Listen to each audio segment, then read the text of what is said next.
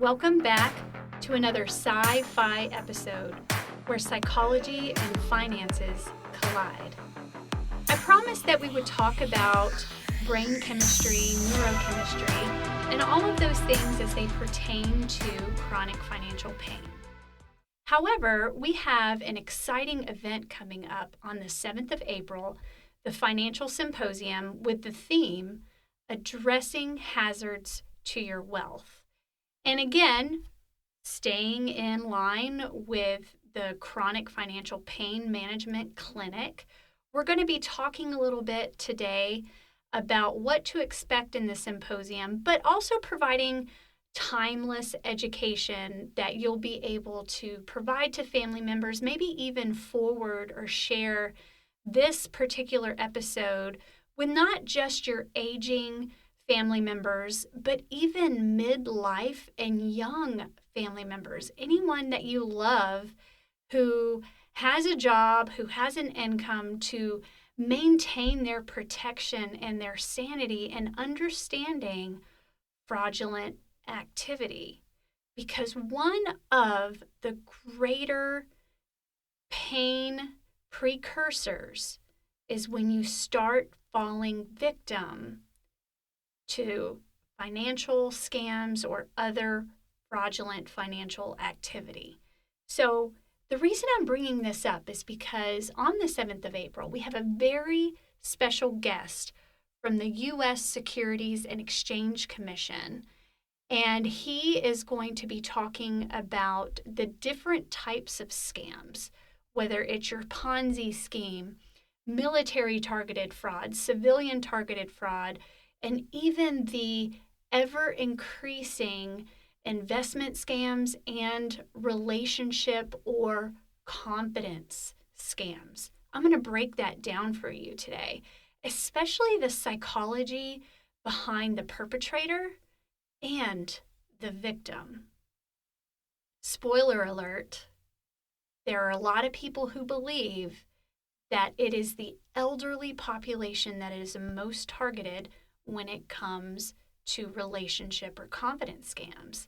But I'm about to sober you up with the truth.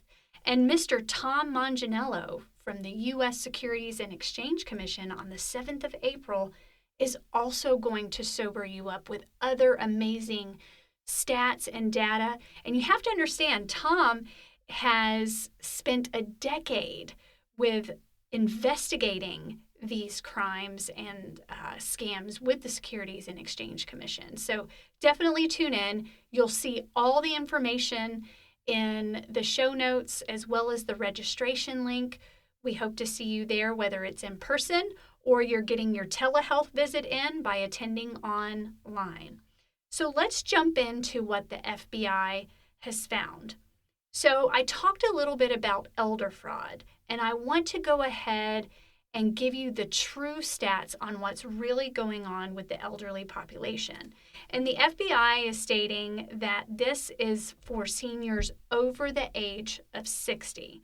So keep that in mind. And this is directly from the FBI's Internet Crime and Complaint Center, or what they call for short the IC3. These are 2023 numbers. These are the most recent numbers I was able to find, but it's still information that we can use today because, as I constantly tell the audience, we have to get stats, we have to measure those stats, and then many times those stats come out 2 years after that year of statistics. So based on 2023 stats, scammers are targeting older Americans, yes, but they are targeting them differently. So let's talk about that. So the FBI continues to investigate all of these different fraudulent crimes against the elderly population. But it's also important to know how much we need to prevent it from reoccurring through education and awareness. And this is what we're doing in the Financial Symposium. This is what I'm doing on the Sci-Fi podcast. But it's important to know how, when, and how much is actually occurring. So the total losses in 2023 topped $3.4 billion for those over the age of 60. And that is sadly an 11% increase from the reported losses in 2022. Plus, there was a 14% increase in the number of complaints filed by those individuals over 60. So, tech support fraud was the top rated crime for those complainants over the age of 60. So, with tech support crime, we had about 17,696 come forward and complain. However, that was number 2 with total losses. The fraud type where the most losses were reported for those over the age of 60 was actually investment fraud. So talk about those individuals that are targeting 401ks, retirement accounts, TSP, and also you'll see some other forms of fraud, like at the very bottom for those over age 60, you'll see things like government impersonation. So for those federal employees out there who have a thrift savings plan, which is your 403B or your retirement plan, watch out for texts coming from the thrift savings plan or from the benefit center, HR, asking you for information.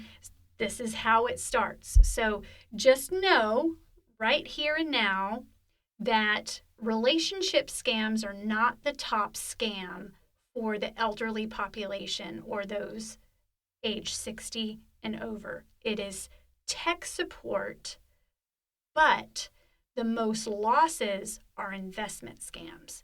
Let's go to the next scam that is most reported by those over the age of 60. That would be personal data breaches. So when you get something in the mail from an attorney's office or from a corporation that states that your information has been compromised, don't take that lightly. And listen, let me give you something off script here that will assist you, whether you receive a letter from an attorney or a corporation, regardless, is to check your credit report. Annualcreditreport.com, where you get your true free credit report from the 3 major credit reporting bureaus. Not Credit Karma. We want to look at these 3 credit reporting bureaus where the creditors are relaying your primary information to these bureaus. So Experian, Equifax, and TransUnion. You can receive 1 free credit report per week at annualcreditreport.com. They started offering it weekly for free once COVID hit. I don't know when they're going to make the rules where it goes back to only 1 free credit report from each reporting bureau once per year, but right now take advantage of 1 free credit report per week. So I hope that the remainder of this episode does give you the motivation to go and finally check that credit report, pull it up, make sure there's no nefarious activity. This is going to let you know what has been taken out in your name. And this is where you get to dispute anything that you did not okay. So if you did not give your blessing on a line of credit, this is where you get the opportunity to dispute it. So personal data breach. The next one for the elderly population, those age 60 and over, and I'm right there with you, folks that are in their 60s. I don't like that elder is right next to that because, I'm inching towards 50 and, we don't feel like elders yet. But just according to definition, confidence and romance scams are number 3 per complainant, but number 4 in losses in dollars at $350 million. The number that complained about it was 6,470. I'll get into what a romance scam is in just a moment, but just a little bit about the confidence portion of it as well. You don't have to be in an intimate relationship or be sexually attracted to someone to become a victim of a confidence or relationship scam. That is a misnomer. It's just where someone, the perpetrator, the criminal, let's call a spade, has used your own vulnerabilities, whether it's loneliness, and remember, America is in a loneliness pandemic right now, or epidemic, and also we'll get into some vulnerabilities later on with a cyber psychological study that was done on relationship scams. So I'll let you know about more of those vulnerabilities. But it's not just about sexual attraction or hope for an ongoing romantic relationship. Many times it's just about connection. And that's why many times these scams are also referred to as confidence scams. Someone has earned your confidence and you've never even met this person. And because of that connection, because of that desire for connection, and the antidote for loneliness, you are providing this information where then you become vulnerable to scams or sometimes impulsively outright send money. The next one in line for the number of complaints is payment non-delivery, where you ordered a product but it never arrives. The amount that reported that was $6,693, and that one didn't even make the top 5 list for losses. But this is where a scammer creates a lookalike online vendor or store. And I remember hearing, for those that work on any military installation, you've heard of AFES or the PX or BX. There was a scammer who created an AFES online platform, but that was the wrong platform. So be cautious when you're even looking for things online to buy. Make sure that you are at the true vendor's website. And then, of course, investment was the last here on number 5 for complaints at 6,443.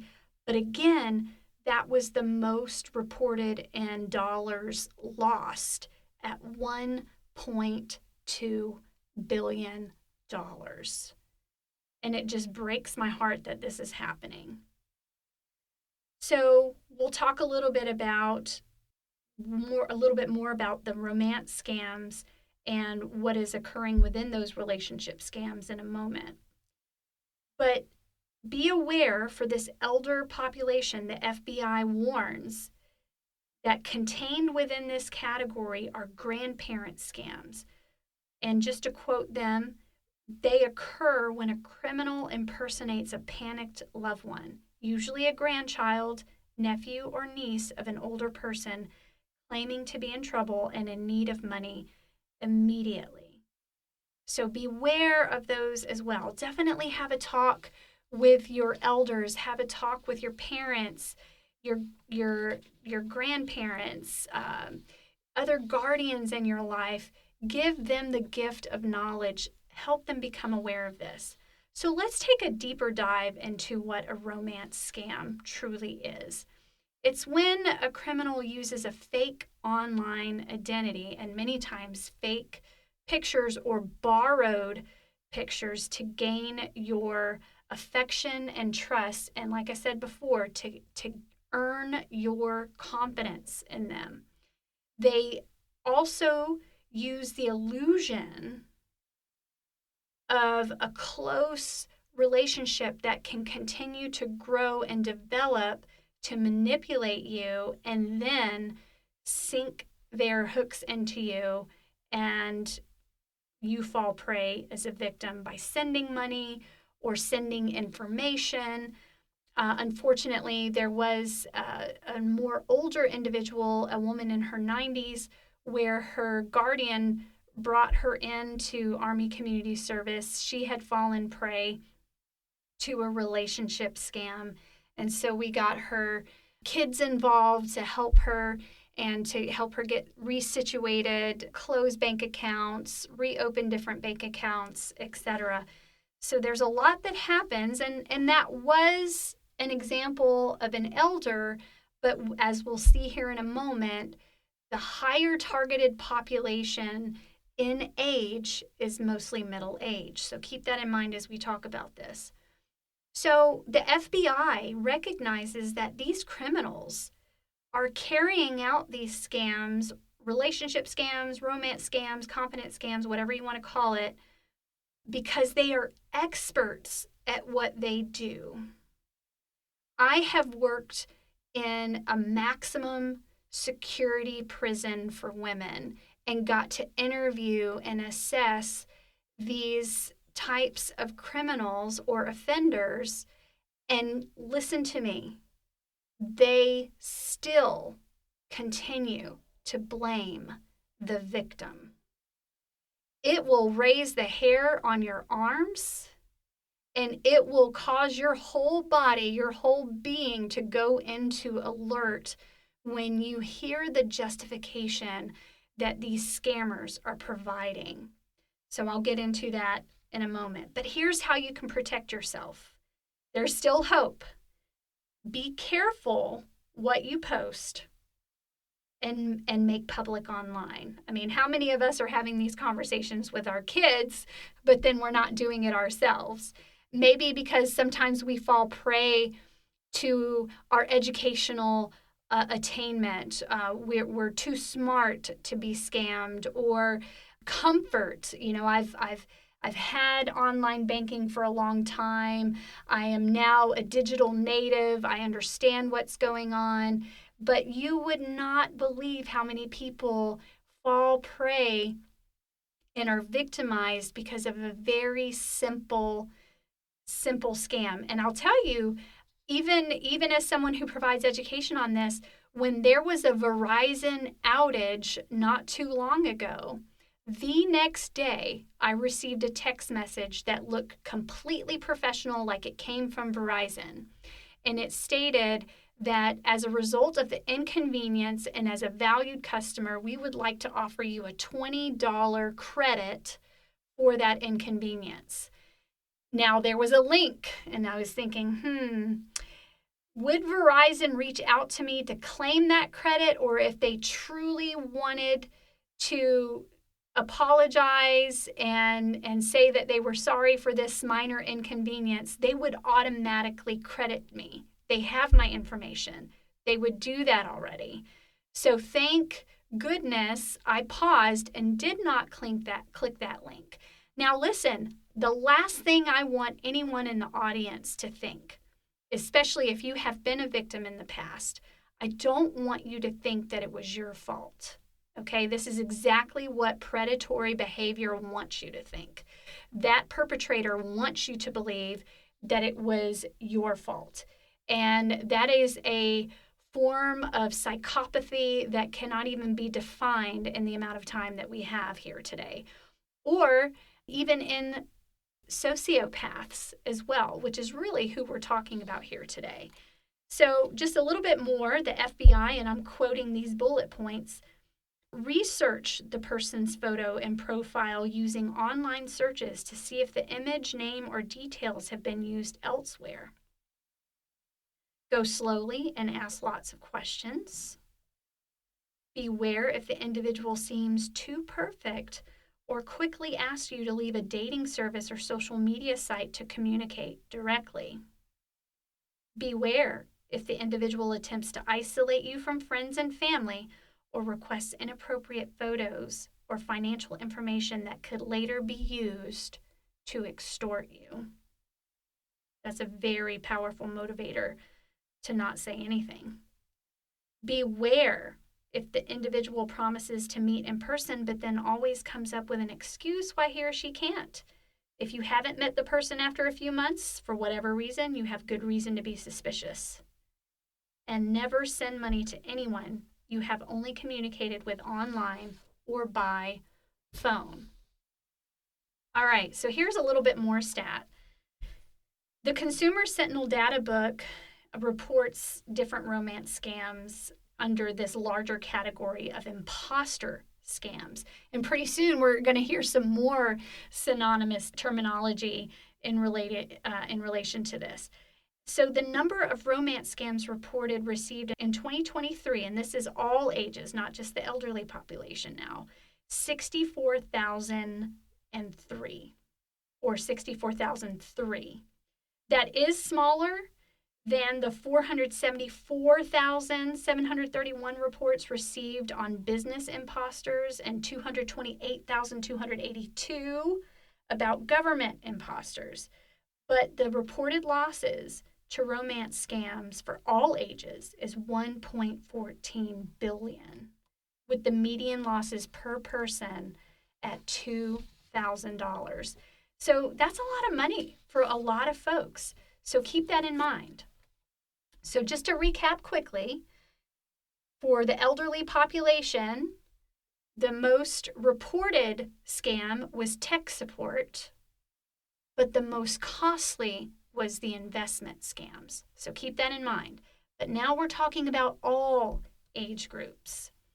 I saw a headline as I was researching this. It said, "I love you, now pay up." And that really sums up a romance scam or a relationship scam. But I found this wonderful journal article from the Journal of Cyberpsychology, Behavior, and Social Networking. Let that journal title sink in. I am so amazed that we have professionals that are studying this and that are doing this. But before I read some of what Dr. Whitty found, I want to read from you directly from the Diagnostic and Statistical Manual of Mental Disorders. It is the 5th edition on antisocial personality. And this is what encompasses sociopathic behavior, where that is where the cluster of individuals fall when it comes to scamming people, fraudulent activity. Now, psychopaths fall within this same cluster of personality disorders as well, but there's a different flavor of movement and criminal behavior. But strictly speaking, antisocial personality encompasses both sociopathic behavior and psychopathic behavior. But let me read to you just right out what the diagnostic criteria is. Just a few, and you'll be like, wow, this is exactly what a scammer does. A pervasive pattern of disregard for and violation of the rights of others. Deceitfulness, as indicated by repeated lying, use of aliases, or conning others for personal profit or pleasure. Lack of remorse, as indicated by being indifferent to or rationalizing having hurt, mistreated, or stolen from another.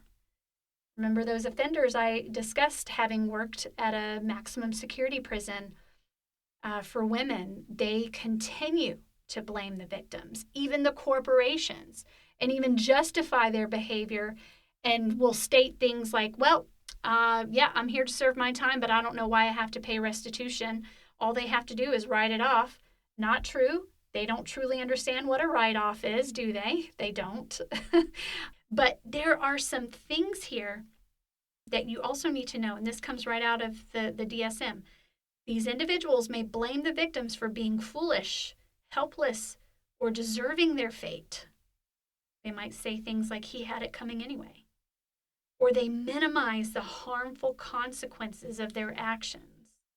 Or they may simply indicate complete indifference. That indifference is what scared me the most when I worked with some of these women. Now, granted, I had the pleasure of working with several women who are rehabilitating, who are doing well, who are very low risk for recidivating or reoffending. But I will tell you that true sociopathic behavior will cause you to do a double take.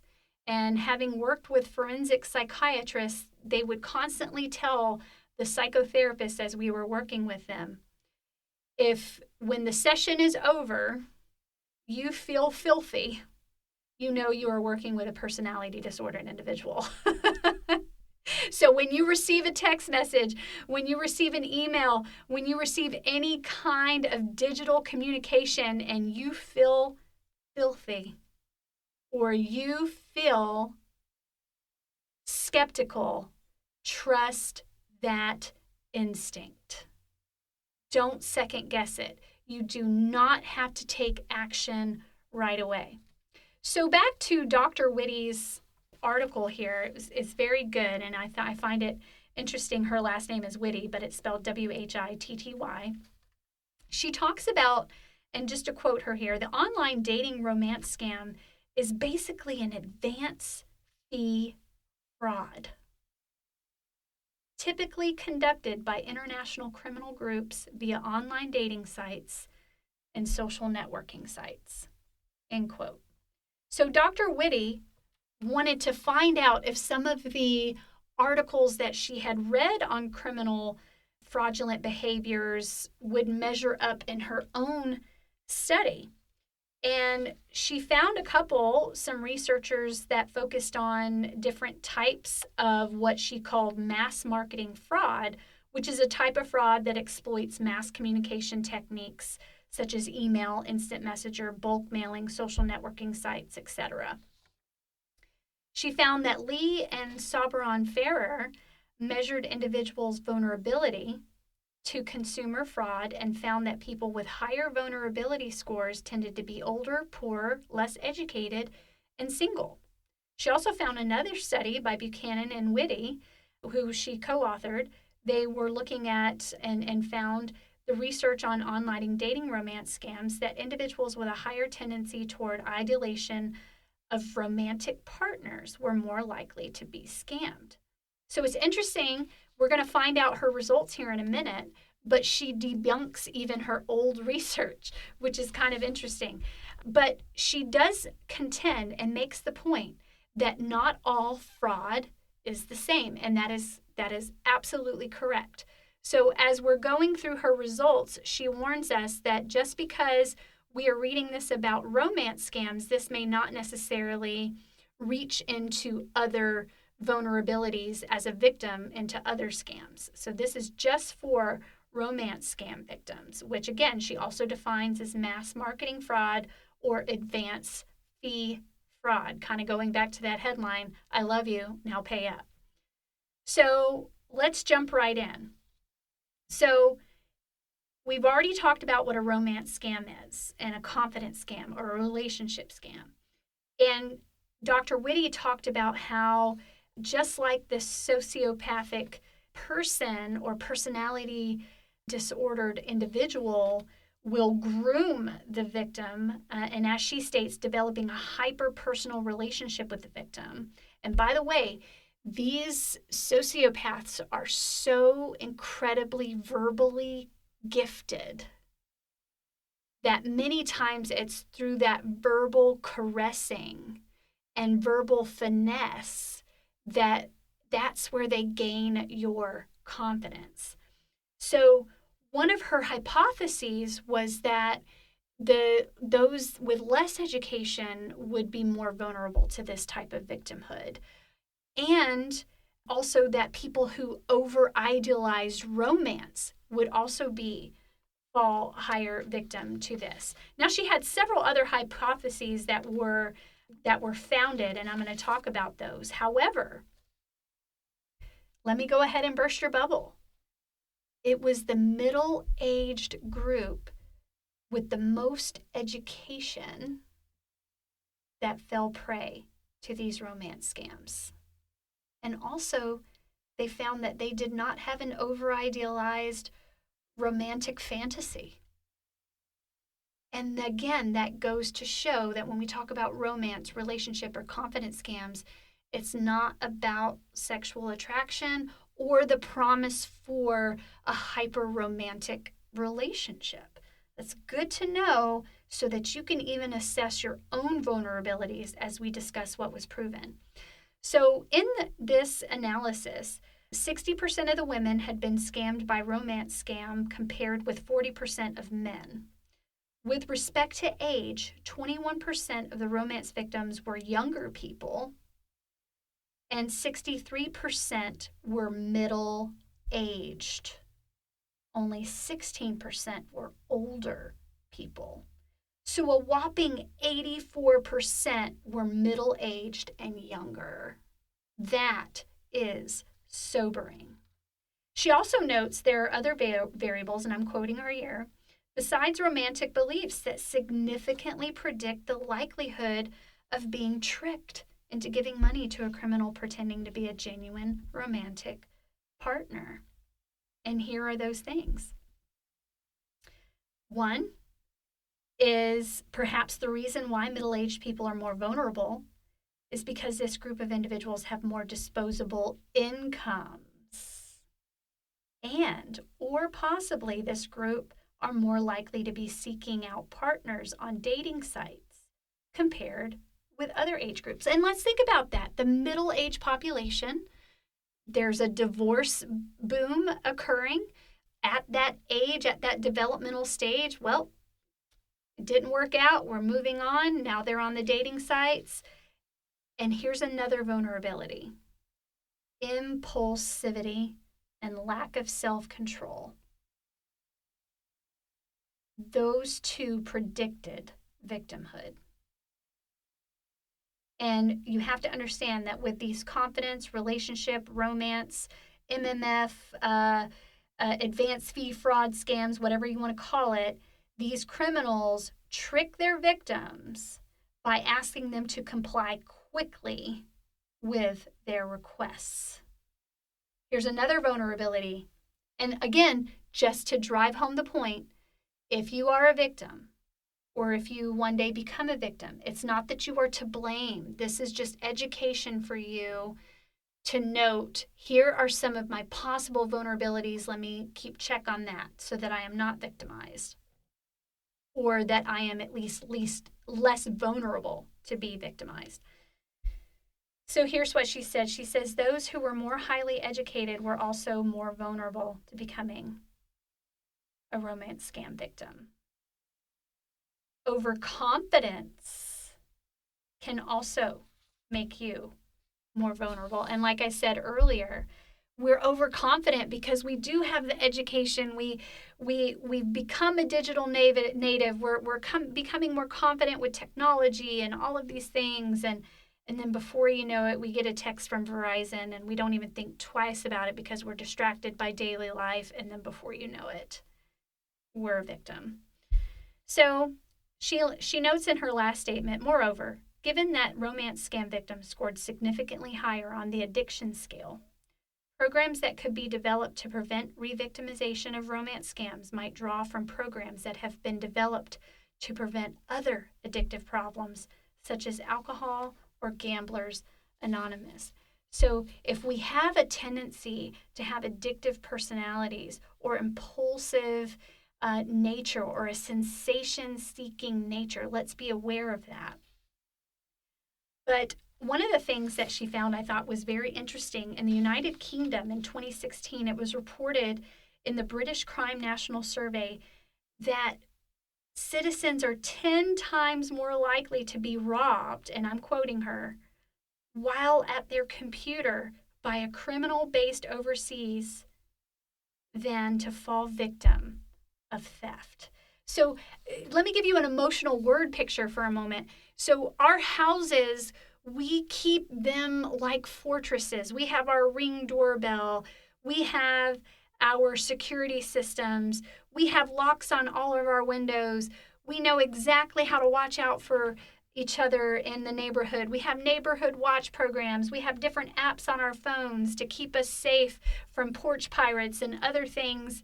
Yet, we are 10 times more likely to be robbed while at our computers. And that is a sobering thing. So I hope you will join us at the 4th Annual Financial Symposium. All the details will be in the show notes. Registration is there. And I will talk to you next time in the next pain management clinic and how we can better ourselves neurochemically in achieving our best hopes for our financial futures. Until then, take care.